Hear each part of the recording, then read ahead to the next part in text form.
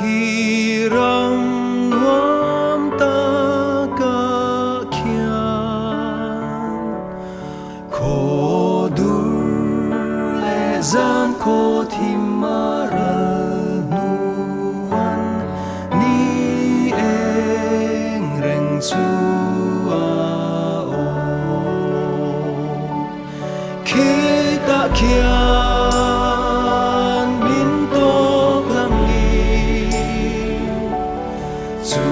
mi tu ka kho phing cha eng le vari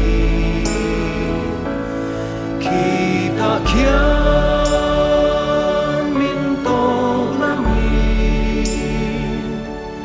khi mi ra ram moya khian min to lang ni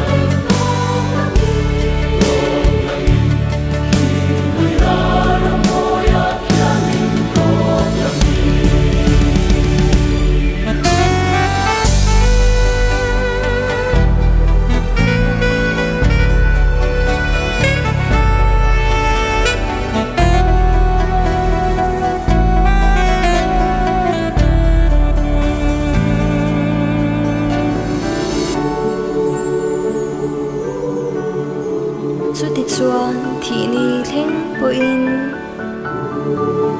zo len sham sham zela